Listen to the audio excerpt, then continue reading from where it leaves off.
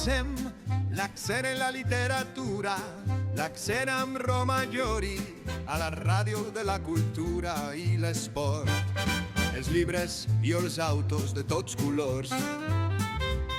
L'accent, bon moment de la literatura, que és per respirar cultura. Oh, sent el moment de la literatura, que és respirar cultura.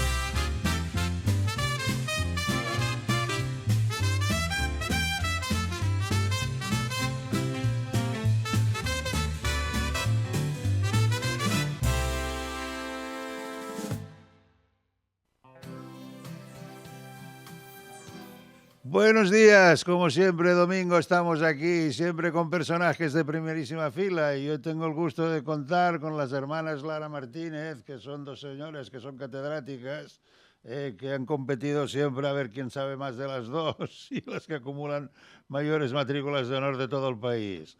Y como cada semana, pues procederemos a hacerle nuestras buenas preguntas de rigor. ¿Cómo se puede decir semejante barbaridad de que Toledo fue fundada por Hércules? Como mínimo irían borrachos esta gente, ¿no? Bueno, es en relación con lo que hablábamos antes de cómo las genealogías se han tratado de construir sobre mitos. Los mitos nacionales parten también de esas historias ficticias que emparentan con la guerra de Troya o con recursos de la Biblia. La Biblia está basada en hechos reales, pero también recurre a las metáforas y en la construcción de los reinos de Aragón, de Navarra, de Castilla, se recurría a esos personajes legendarios para darles como empaque y, bueno, también como abolengo. La propaganda lleva consigo la exageración, pero no siempre es mentira. Esto es una máxima. ¿Es vuestra? Pregunto. Sí, es una máxima nuestra. La propaganda lleva consigo hipérbole, exageración, pero generalmente hay algo de verdad. Aunque esté muy exagerada, suele haber algo de verdad. La mentira supone la profanación de la palabra y es reprobable tanto en una mentira pequeña como en una de grande. En esto estamos de acuerdo. Sí, porque desde el punto de vista ético, realmente, tanto en el daño que se le pueda hacer hacia afuera, hacia otra persona, como en la propia conciencia a nivel personal, pues digamos que es un daño mutuo, inservible. Claro, el fin justifica los medios, según decía el príncipe de Maquiavelo, en quien se pensó que incluso se había inspirado en Fernando el Católico. Pero poder dormir tranquilo, en fin. El alemán Immanuel Kant es un imperativo categórico, prohibía absolutamente mentir. Bueno, de aquí Immanuel Kant. No se debe mentir. Además, en el libro Mentiras de la Historia de España incluimos Laura y yo una frase de Mark Twain, el padre de Huckleberry Finn, que dice: si siempre dices la verdad nunca tendrás que recordar nada. Así que es un buen mecanismo no mentir para no tener que estar guardando qué versión le has dado a cada persona. Las guerras han ocasionado la pérdida de conjuntos documentales, lo cual dificulta la reconstrucción de los acontecimientos porque la narración se realiza en función de las fuentes que queden y estas pueden ser parciales. Oye, yo os pondría más de profesoras de filosofía que de historia, ¿eh? Somos las dos cosas, somos doctoras en filosofía y también, en historia, profesoras titulares de universidad. Es decir, que somos de todo lo que sea artes y humanidades y pensamiento. Realmente forma parte consustancial de la persona el intento de preservar la memoria, la dignidad, el respetar a los demás. Y durante los conflictos bélicos, en numerosas ocasiones, se ha ido a destruir los archivos. No porque las personas que los estuvieran destruyendo tuvieran una alta formación intelectual y supieran que ahí había cosas importantes, pero no hace falta tener muchos estudios para que saber que donde se acumula papel puede haber cosas importantes, aun cuando la persona que lo está destruyendo sea analfabeta. Bueno, pasó también con la biblioteca de Sarajevo en el marco de la guerra de los años 90, que también fue destruida. Y ahí se piensa que quien fue el artífice, vamos, que está constatado que fue así, era un experto en Shakespeare. Aristóteles no basta decir solamente la verdad, más conviene mostrar la causa de la falsedad. os priva la filosofía. La búsqueda de la causa de las cosas es algo fundamental que emparenta con esas primeras preguntas donde hemos estado respondiendo sobre la pesquisa en la historia y la labor detectivesca. Hay que buscar el origen de las cosas, también de las mentiras. La verdad se corrompe tanto como la mentira, como con el silencio. Caray, esto no lo acabo Bueno, de... es que A ver, dímelo. los que guardan silencio ante una injusticia son cómplices, y el cómplice puede llegar a ser tan culpable de una desgracia como el que está ahí perpetrándola.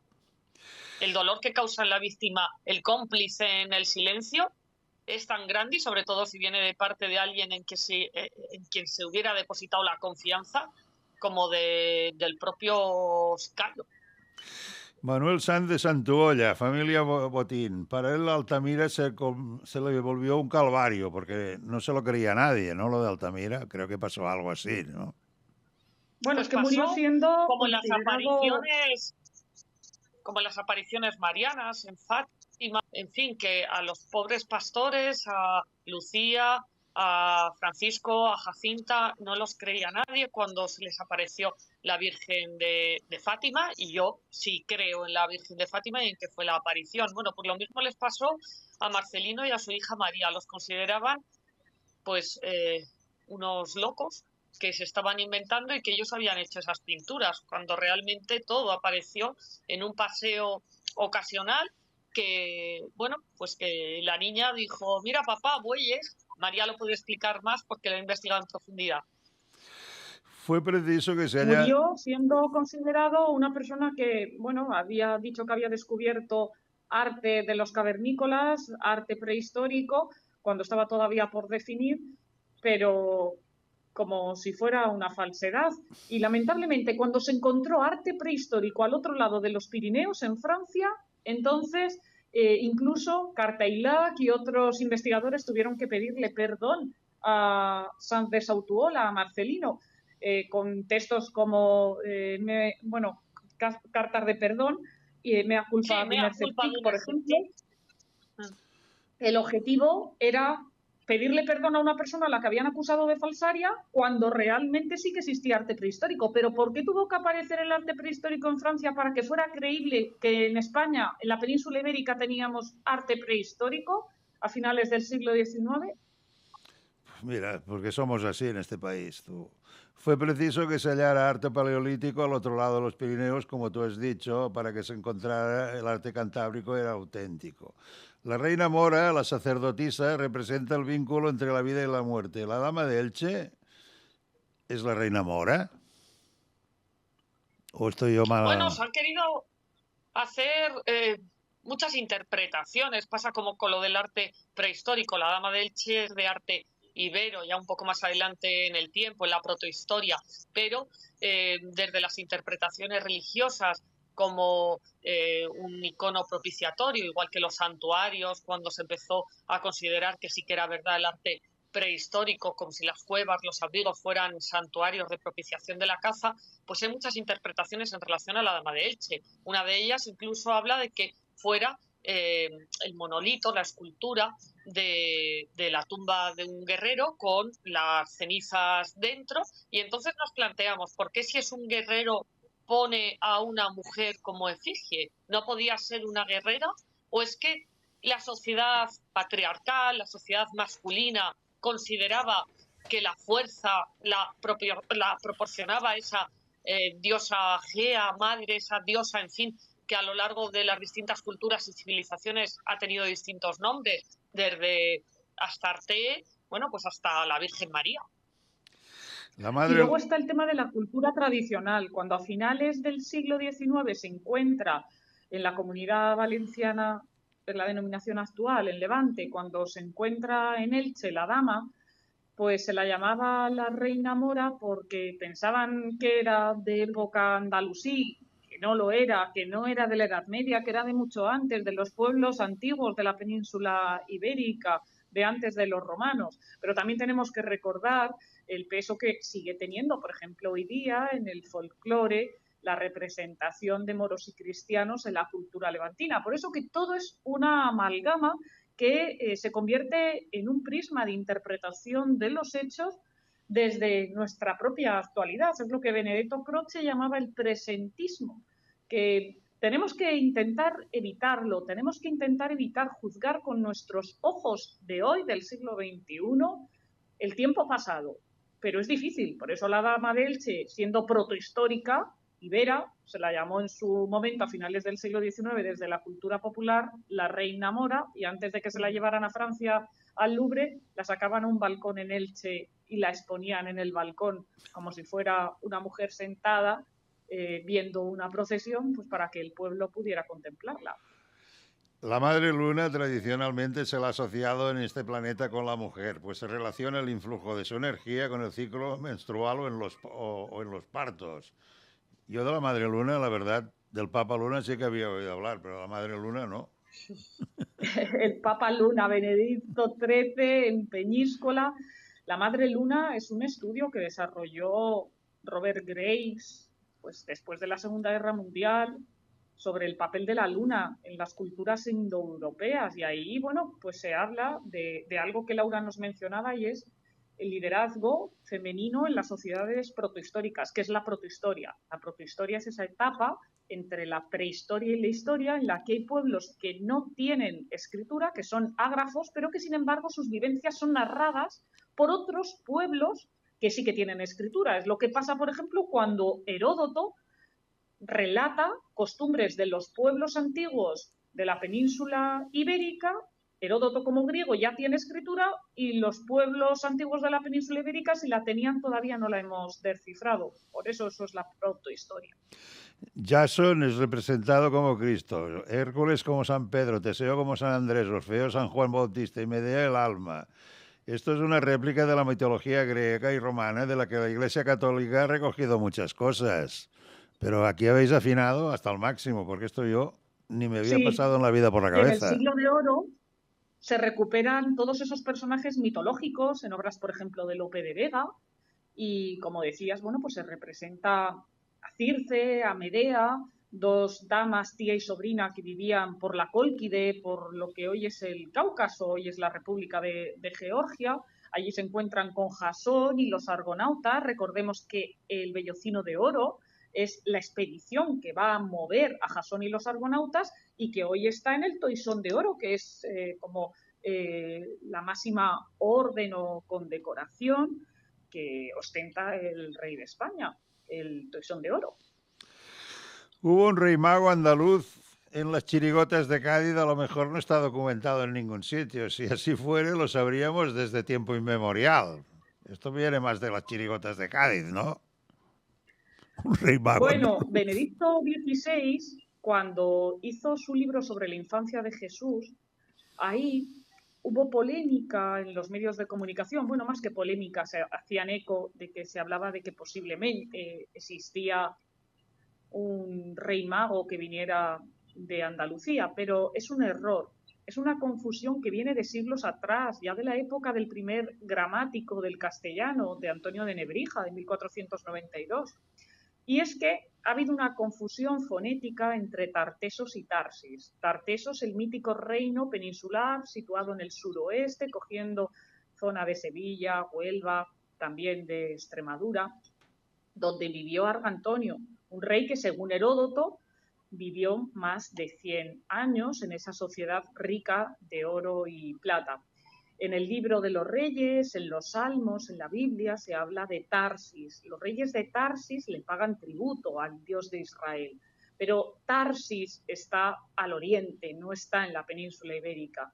Sin embargo, en la época final de los Austrias e inicial de los Borbones reinando en España, hubo una escultora sevillana, Luisa Roldán, la Roldana, que entre los belenes que representa y que ahora están, por ejemplo, en el Museo Nacional de Escultura, situado en Valladolid, pues pone a un cuarto rey mago, un rey de Tartesos, sería un rey mago de origen hispánico, vistiendo al estilo del siglo XVII o de principios del siglo XVIII. Como decimos, hay mentiras que está probado que fueron hechos falsos, pero que han dado lugar a leyendas y que proyectan su estela en el arte. Existe la hipótesis de que el primer estado de Europa fue el de los suevos después del romano. No lo pongo en duda. ¿Dónde estaba ubicado exactamente? Pues los suevos estaban en Galicia y hablan los cronistas antiguos de que tenían el pelo color zanahoria. Era un pueblo que coexistió con los visigodos, pero al final la monarquía visigoda acabó absorbiendo a todos los otros reinos que tenían menos poder, centralizando todo en la monarquía visigoda. Miguel de Unamuno afirmaba que la única dificultad que encuentro en los paisanos, dijo, la única dificultad que encuentro en algunos paisanos míos es que el nombre de España deriva del vascuence España, aludiendo a la posición que quiere decir labios, aludiendo a la posición de la península. Esto es para morirse de risa, ¿no?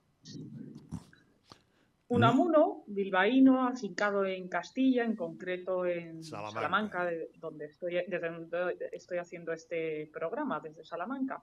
Bueno, pues él es catedrático de griego, tiene ahí una amalgama de culturas y es conocedor de los primeros estudios sobre el origen filológico del euskera. Laura y yo hemos desarrollado también durante estos años la Cátedra Libre Las Dos Iberias, estableciendo conexiones entre Georgia, que lo mencionaba antes, el país, y España, porque curiosamente los dos territorios habitados en los confines del orbe conocidos por los griegos, en Poniente y en Oriente, la península ibérica fue llamada Iberia por los griegos, pero es que esa zona actual de Georgia también fue llamada Iberia por los griegos. Entonces, bueno, que realmente son las dos Iberias. Y puede parecer que es algo producto del nacionalismo vasco, pero hay estudios filológicos y también estudios sobre la prehistoria que hablan de migraciones al Cáucaso y migraciones transcaucásicas en la prehistoria, de manera que las tres principales ciudades de Georgia, por ejemplo la capital Tbilisi o también Batumi, bueno, pues están hermanadas con las tres capitales de provincia del País Vasco. El Evangelio de Mateo es la única fuente bíblica que menciona unos magos, pero hay que entenderlos como hombres sabios. Bueno, esto siempre había sido así, yo siempre lo había creído así. ¿Sí o no? Sí, el tema de la realeza es lo que ha llevado a muchas personas a pensar que los magos pues como que venían de una monarquía, pero realmente es una realeza del saber, una aristocracia del conocimiento que los llevaba a distanciarse de algunas preocupaciones terrenas para mirar las estrellas. La leyenda afirma que había un cuarto rey mago de nombre Artaban, que nunca llegó a adorar a Jesús en el pesebre donde había nacido. Existe una explicación real de carácter astronómico. A ver si explicas esto con dos palabras.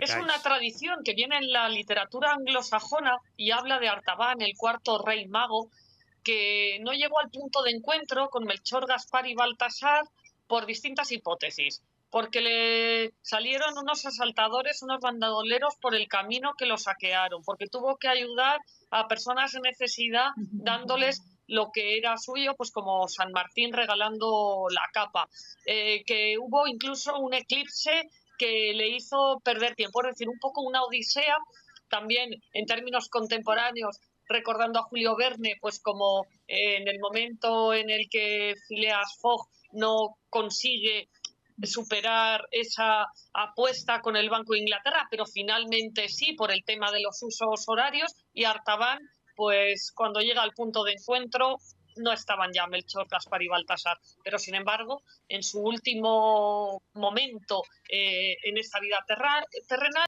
pues cuenta la tradición que lo recibe el niño Jesús y le da las gracias porque a todas esas personas que ha ido socorriendo y ayudando por el camino, pues realmente le estaba ayudando a él, porque estaba viendo a Jesús en el prójimo. Es una historia muy bonita que también pues, nos deja abierta la imaginación. Siempre el tener las alas abiertas es lo idóneo en la vida y no dejar que nadie nos corte nuestras alas ni nos las aprisione.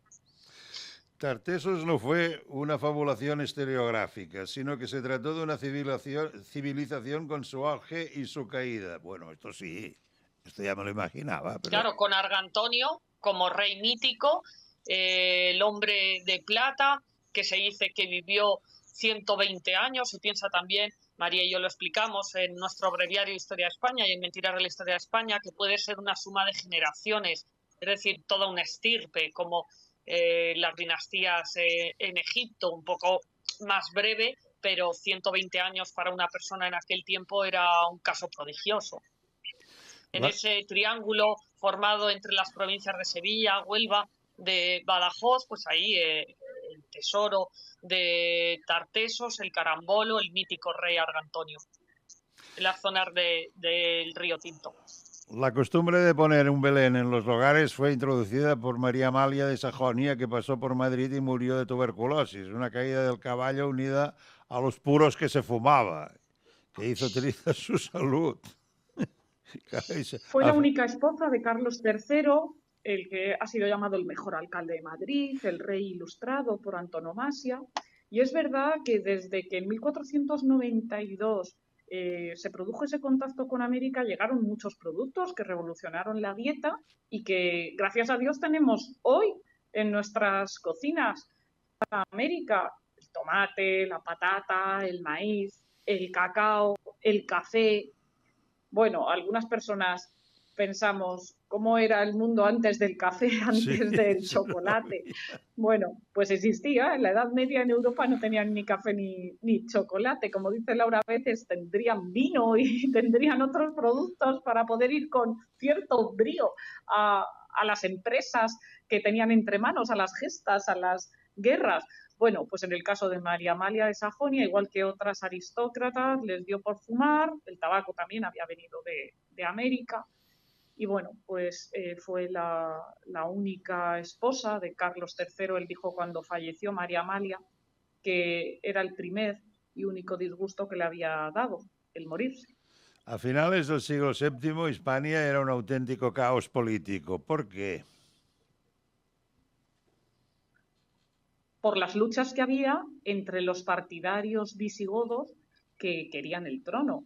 En el siglo VI, en el siglo VII y luego ya en el año 711 veremos cómo la llegada tan rápida de la invasión de árabes y bereberes de las tropas islámicas a la península ibérica está motivada por las peleas intestinas que tienen los aristócratas visigodos tratando de colocar a su caudillo en el trono, y por eso el rey don Rodrigo muere en la batalla de Guadalete, muere luchando contra los musulmanes, pero muere traicionado por Witiza y los seguidores de este que querían colocar a Witiza, a otro noble visigodo, en el trono.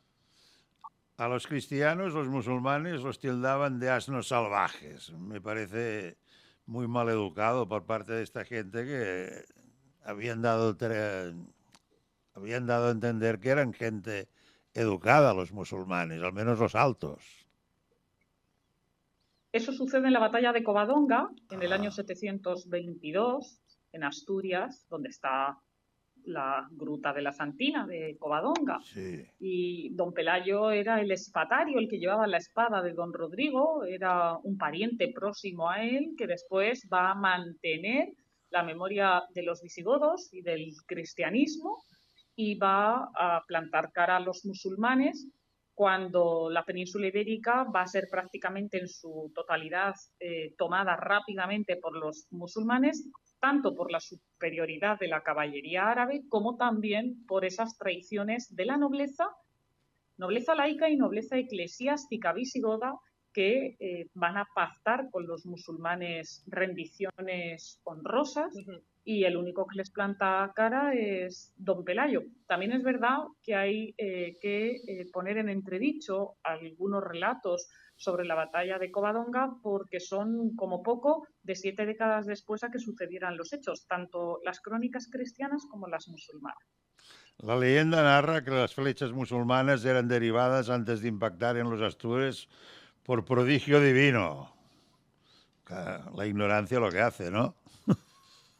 Forma parte de la geografía y de ensalzar los lugares de poder y las hazañas a la categoría de hechos casi sobrenaturales, como si no fueran humanos los que estuvieran luchando. Pero eso es parte de la epopeya en todas las civilizaciones y culturas.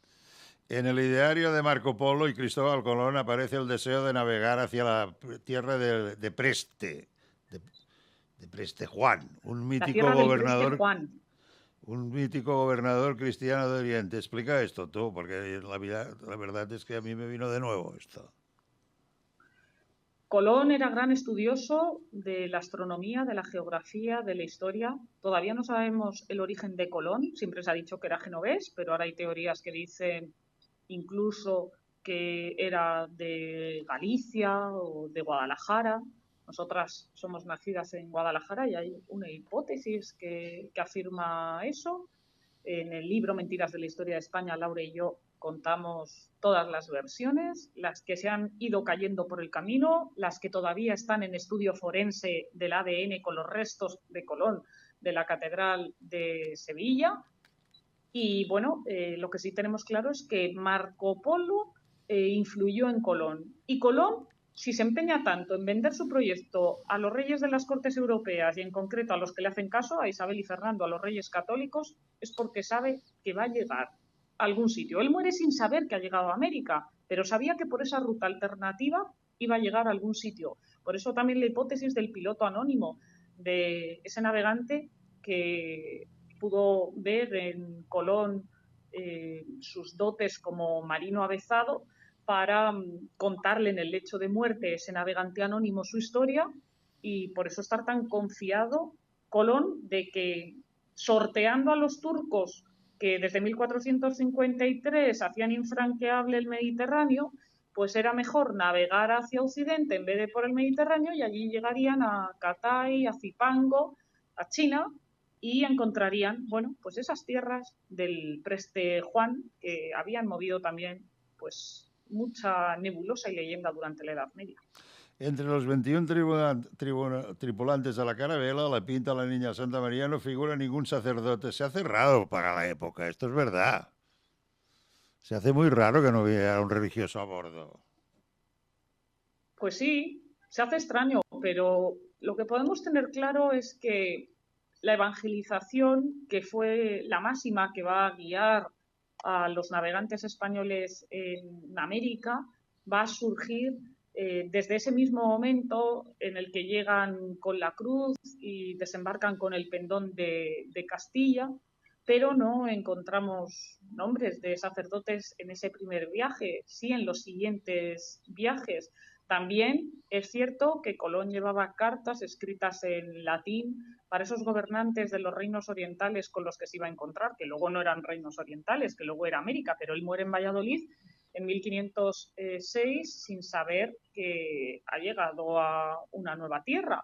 Y 2 años antes, en 1504, Isabel la Católica, cuando fallece, muere sin saber que ha patrocinado el viaje a América. Piensa que han llegado a unas nuevas tierras los marineros, pero no saben que han llegado a América. Por eso se habla de las Indias. Por otro lado, España, aunque no pudiéramos hablar de España en esos momentos, pero la monarquía hispánica capitaneada por Castilla va a empeñarse mucho en la evangelización. Los misioneros hacen el esfuerzo de estudiar las lenguas nativas, aymara, quechua, náhuatl, para crear catecismos y dar catequesis a los nativos.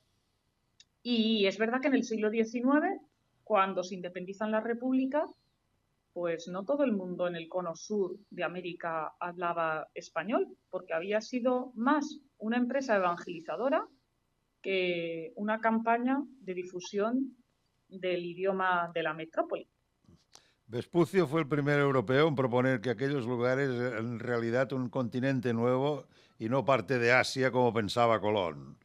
Mira, esto no lo sabía yo, tú, que Colón pensaba que era parte de Asia. Como él se llamaba Américo Vespucio, pues entonces se le puso América, si no, pues podría haber sido Colombia, pero para todo el continente, no solo para un país. En fin, que al final unos cargan la lana y otros se llevan la fama. Sí, desde luego. Cristóbal Colón nunca se hizo en vida un retrato. Debía ser judío ortodoxo. Esto es una teoría pues no se hizo mía. Ningún retrato, aunque los que podemos ver como retratos asociados a Colón y que van surgiendo en los siglos XVI y XVII, pues hacen que casi ya tengamos todos en nuestra retina una imagen de Colón. Lo del tema de los judíos también lo hemos investigado Laura y yo, porque hace unos años vino a nosotras una productora de cine que la llevaban en parte judíos y que querían hacer una película francesa o turco-francesa, mejor dicho, sobre este hecho que voy a contar. Y es que en 1492 confluyen muchas cosas. La toma de Granada por los reyes católicos, fin de Al-Ándalus. En segundo lugar, el descubrimiento de América. En tercer lugar, la gramática castellana de Antonio de Nebrija, que dijo que la lengua es alma y compañera del imperio. Y en cuarto lugar, la expulsión de los judíos, que se decreta en marzo y que va a suponer que en pocas semanas tienen que hacer los bártulos, los judíos tienen que recoger todas sus cosas o pensar si se convierten. Aquellos que no se convirtieron se tuvieron que ir, pero la salida de los barcos se establece unos días antes de que las dos carabelas y la nao Santa María partan hacia América. ¿Por qué los reyes católicos o por qué los asesores de los reyes católicos establecen eso? Que embarquen en el puerto de Santa María primero los judíos y que no se crucen los barcos por el camino, ni haya posibilidad de que alguno de los judíos se vaya a esas nuevas tierras que todavía no saben qué es América. Es un enigma. A Isabel la Católica le gustaba la moda, como a todas las mujeres. El rumor de que había decidido no cambiarse de ropa hasta la toma de Granada era un símbolo de penitencia y la venta de joyas son trolas. ¿Es verdad esto? Sí, me voy a tener que ir ahora a clase, ha sonado ya. No, ya lo he oído el timbre, he oído el timbre. Sí, es falso todo eso. ¿Tú te vas a clase? Es falso, porque, por ejemplo, en el Palacio Real de Madrid vemos una escultura monumental, ya contemporánea, de Isabel la Católica con el joyero, ofreciendo las joyas. Vale, se puede perpetuar en piedra una leyenda, pero no es una historia. Isabel la Católica ofreció entregar sus joyas para pagar el viaje, pero realmente el viaje, en su mayoría, 1.100.000 maravedíes de los 2 millones que costaba el primer viaje a América de Colón, lo paga Luis de Santángel, un converso valenciano, judío. Es triste que los judíos pagaran buena parte del viaje a América y a la vez se los estuviera expulsando. Y luego lo de la moda. Isabel la Católica no pudo decir que no se cambiaba de ropa porque precisamente sus confesores, como Hernando de Talavera, lo que le piden es que no gaste tanto en ropa, que no gaste tanto en telas, en trapos. Entonces no se podía ir a una tienda y elegir la ropa, era que te lo hiciera el traje, el vestido, una costurera. Pero ella decía siempre que no iba a recortar en gastos de ropa porque tenía que vestir su persona de acuerdo al papel que desempeñaba de soberana. Y sin embargo, está esa leyenda, esa fake news de que no se cambió de ropa hasta la toma de Granada. Es falso. Bueno, pues hasta aquí. Es una obra muy divertida que dice verdades como puños de lo que pasó en este país y que algunos y muchos cambiaron para vender. Una moto que la compraba todo el mundo, pero muy objetiva, casi lograda, y las hermanas Lara Martínez han ido desvelando las mentiras de la historia de España. Leer Mentiras de la historia de España de María y Laura Martínez, Ediciones Espasa. Es fantástico.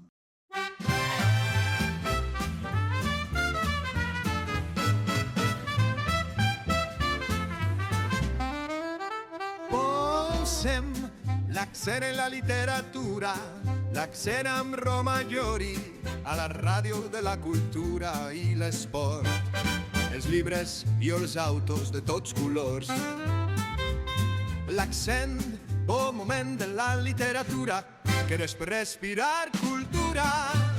Oh, sent, el moment de la literatura, que és respirar cultura.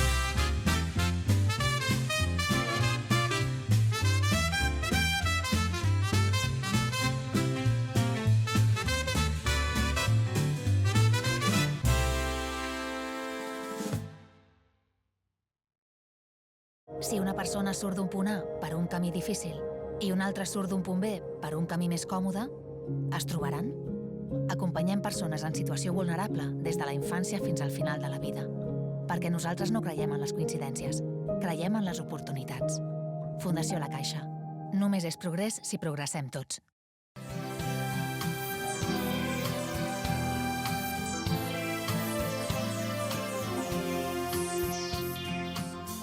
Programa patrocinat per CaixaBank i Saba Aparcaments. Generosament.